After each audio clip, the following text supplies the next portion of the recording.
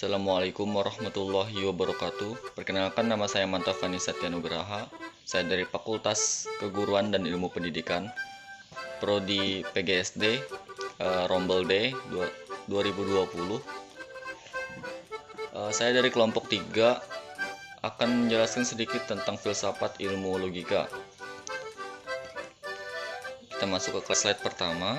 1. Pengertian logika. Logika adalah salah satu pertimbangan pikiran manusia yang diungkapkan melalui perkataan dan dinyatakan dalam bahasa.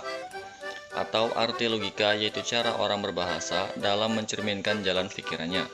Secara etimologi, logika diartikan sebagai ilmu yang mempelajari jalan pikiran seseorang yang dinyatakan dalam berbahasa. Logika dalam ilmu filsafat logika adalah suatu cabang filsafat yang membahas tentang aturan-aturan, asas-asas, hukum-hukum, dan metode atau prosedur dalam mencapai pengetahuan secara rasional dan benar, dan juga merupakan suatu cara untuk mendapatkan suatu pengetahuan dengan menggunakan akal pikiran, kata, dan bahasa yang dilakukan secara sistematis. Pembagian logika. Adapun secara umum, logika dibagi menjadi dua macam, yaitu logika alamiah dan logika ilmiah. Logika alamiah ialah logika kinerja dari akal budi manusia yang selalu berpikir secara cermat, tepat, dan lurus sebelum pemikiran tersebut mendapat pengaruh dari luar, seperti keinginan-keinginan yang bersifat subjektif. Logika ilmiah. Jika seorang diberikan bimbingan secara sistematis untuk dapat menguasai cara berpikir yang tepat dan teratur sesuai dengan peraturan dan kebenaran mengenai cara berpikir, maka logika ilmiah ini akan membuat akal budi seseorang bekerja secara lebih tepat, lebih cermat, lebih teliti, dan lebih lurus. Logika ilmiah berguna untuk menghindari kesalahan-kesalahan dalam pemikiran terhadap sesuatu, sehingga kesalahan dapat dimalisir atau dikurangi. Metode dalam logika.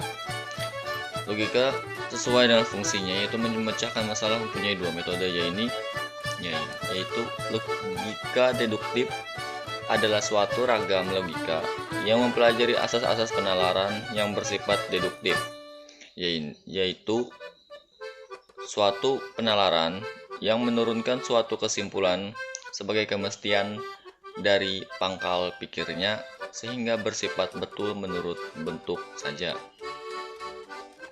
Logika induktif merupakan suatu ragam logika yang mempelajari asas-asas penalaran yang betul dari sejumlah hal khusus sampai pada suatu kesimpulan umum yang bersifat boleh jadi.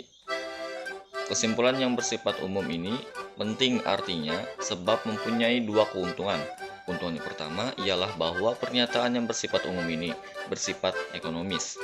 Kehidupan yang beraneka ragam dengan berbagai corak dan segi dapat direduksikan menjadi beberapa pernyataan.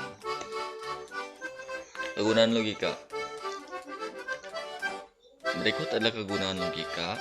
Yang pertama, membantu setiap orang mempelajari logika untuk berpikir secara rasional, kritis, lurus, tetap, tertib, metodis, dan koheren, atau untuk menjaga kita supaya selalu berpikir benar atau positif.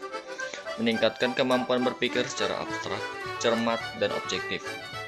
3. Menambah kecerdasan dan meningkatkan kemampuan berpikir secara tajam dan mandiri. 4. Memaksa dan mendorong orang untuk berpikir sendiri dengan menggunakan asas-asas sistematis. 5. Meningkatkan cinta akan kebenaran dan menghindari kesalahan-kesalahan berpikir, kekeliruan, serta kesesatan. 6. Mampu melakukan analisis terhadap suatu kejadian. 7. Sebagai ilmu alat dalam mempelajari ilmu apapun, termasuk filsafat. Ya, mungkin itu saja yang dapat saya sampaikan. Kurang dan lebihnya saya mohon maaf. Wabillahi taufik wal hidayah. Wassalamualaikum warahmatullahi wabarakatuh. Selamat siang. Salam sejahtera untuk kita semua. Salam sehat dan stay safe.